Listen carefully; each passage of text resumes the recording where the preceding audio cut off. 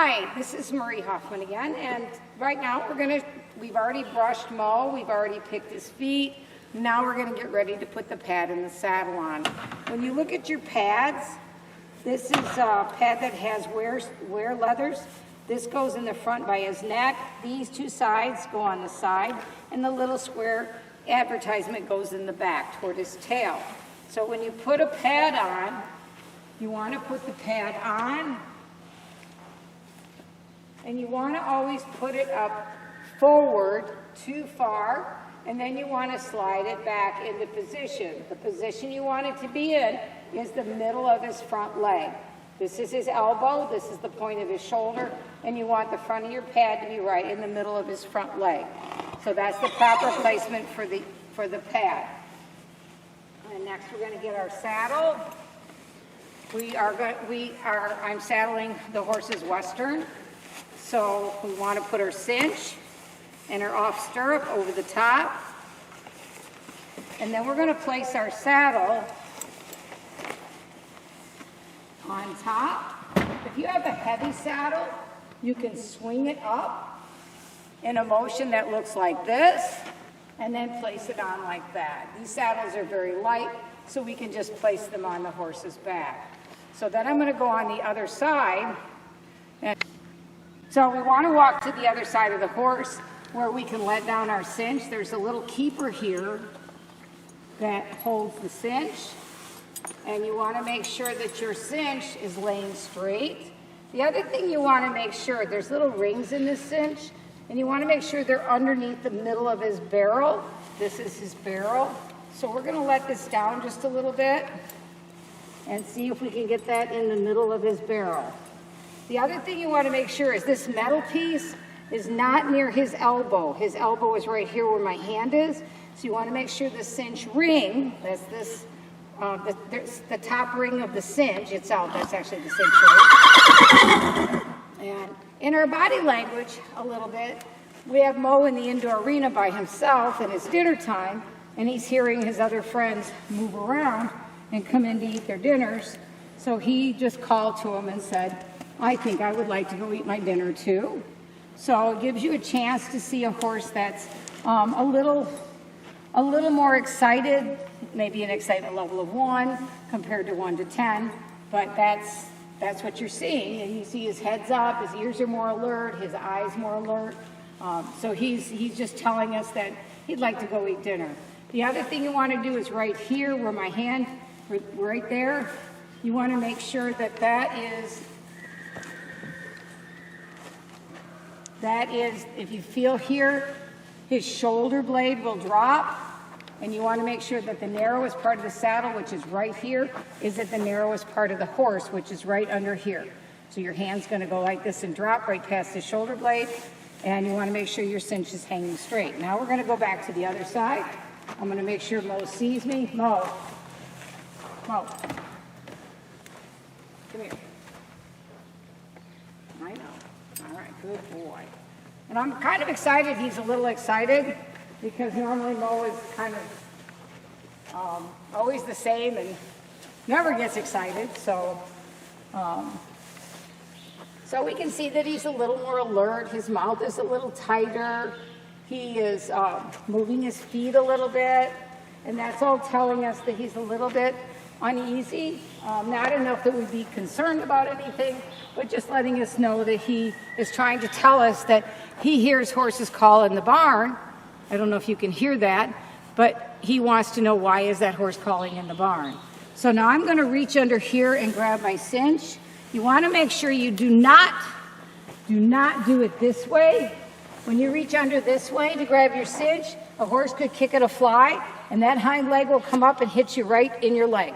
So you always want to make sure that you stand by the front leg and you reach underneath and grab your cinch, and that way you're always safe. And then we're going to go ahead and we're going to do a knot to tie your cinches. There's 2 ways to tie a Western cinch. One is to use the tongue on the cinch, which is this piece. The other one, we're going to put our stirrup up there and out of the way. I like to hook it on the horn so it doesn't accidentally come down and fall on top of my head. So now we're going to do we're going to tie, it's called a Windsor knot, half Windsor knot, but we have some little numbers that we use, so we're going to make a 7. So this is a 7, then we're going to make a 4, and then we're going to make a 0, like this, and then we're going to make a Q. 7, 4, 0, Q, and then we're going to just snug it up. We don't want to make a cinch like super tight right away. Horses' cinches are pressing on their pectoral muscles, and a horse is rather unusual to think about it, but their shoulders and their rib cage are like a canoe in a sling like this. So a horse doesn't have like a ball and socket joint to hold him up. So what holds him up is these muscles underneath here, and those can become sore. And if you just cinch them up really, really tight, they'll pin their ears and they'll point their noses at you and they'll say, "Whoa, that hurt." So we always cinch them a little bit, and then when we walk them to the arena, we cinch them up again. And then before we get on, we cinch them up again. And after we get on, we tighten them up again. And we just do it gradually so it's much nicer for the horse.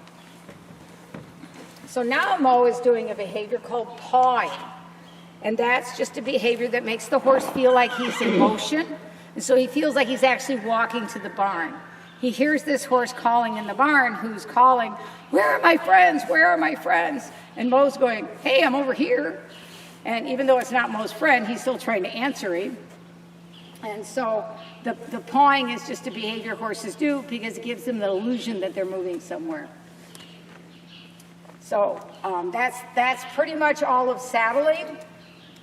Back up. And so to help Mo control his anxiousness, I'm going to ask him to take a step back by tugging on his halter, and I give a little push on his shoulder blade, the point of his shoulder, and ask him to take a step back, because backwards is the opposite of forward, and that helps them calm down just a little bit. So the next thing we're going to do is we're going to go get the bridle, but before I get that, I want to show you a little bit in his mouth. Can you close up over here? So if you look in his mouth, you'll see, I'm not sure how well that's going to show, but there's something called an interdental space. I can actually put 4 fingers in here, and there's no teeth to bite me. So this is where the bit sits, and so when we put their bridle on and you have to put your thumb in their mouth, that's where you want to put your thumb. So I'm going to get his bridle.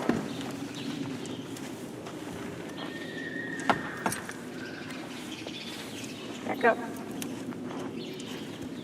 And Mo, just a little bit about Mo. He is 17-year-old quarter horse.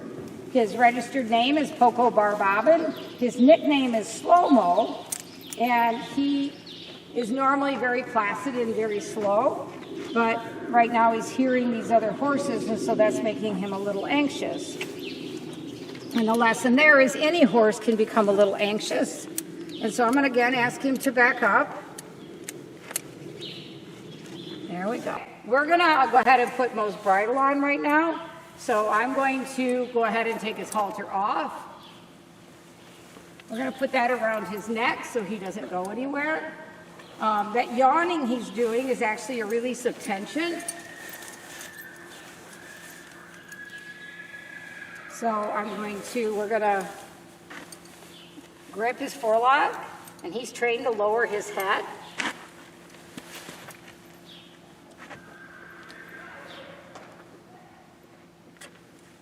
And then I put my thumb in that spot that I showed you. He opens his mouth. And then I place his off ear in first and his near ear second. You want to put the ear forward when you place the bridle on. You don't want to bend it sideways. Then the last thing that I'm going to do is hook his throat latch, which is right here. And you want your throat latch to be a fist sideways. And if it's too tight, if you raise your brow band up, that will loosen up your throat latch. And so now we have a fist sideways. You don't want this too tight, as his jugular goes right up under here, and you can actually just make them uncomfortable and start cutting off some of the blood supply to their braid. So to take it all off, we're going to go ahead and put your reins over his head, and then you're going to take the throat latch off. I'm going to ask him to take a step back so he's not crowding me. And then you pull under his ear, let him spit it out, put it on your wrist or your forearm, and then I'm going to put his halter back on by scooping his nose in the halter, and then I'm going to hook it back up. To take off his saddle,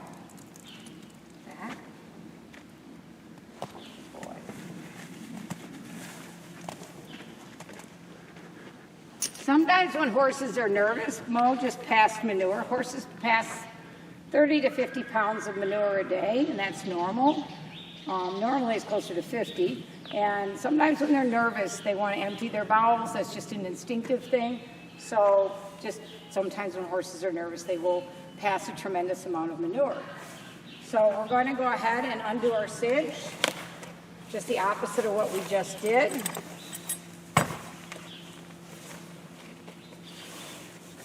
And then I'm going to walk over to the other side. We're going to ask him to turn around. I'm going to make sure he sees me, which he does. Mo. Then I'm going to ask him to move by pressing on the opposite side of his hip. And they have a go over button, which I'll show you as he comes around, which is right here on the point of his hip in the middle of his barrel. And you just push on it, pulsing, and then they will move over. There's cinch. There's a little keeper for your cinch. You fold down the top of part of the cinch and you hook it through the keeper, and now your cinch is all attached. So what I do is I go ahead and lift that up out of the way, and now, Mo, I'm going to walk behind you. Mo. See, I can see his eye, but he is not paying attention to me. There he is. And now I'm going to walk around him. Mo, I'm over here. Hi. And then I'm going to, can you walk over here, Brad? There you go. And now I'm just going to pull off his saddle. The trick to pulling off his saddle, I'm going to move him over just a step. There we go. Easy. All right. Now the trick to pulling off the saddle is to pull the back like that, and then I pull both saddle and pad together, and then we would go put them back into the tack room where they are kept, and then we would give our horse a final brushing, doing the stiff brush and the soft brush. If you've been on rocky ground, we would check his feet again, and then we would turn him back outside. So thank you for watching, and stay tuned. And Mo says goodbye too. Actually, he's saying, where are my friends? But stay tuned, and he's pushing me on the head because he's trying to signal me that he would like to leave, but that is actually inappropriate behavior. So I'm going to step out of his range. And this is how you store the saddle when you are not using it. And the bridle, we moved out of the barn because the light was a little bit better, and we are in my indoor arena. So that's how you would store the saddle and the bridle if you didn't have a saddle or a bridle rack. So thank you, and we'll see you next time.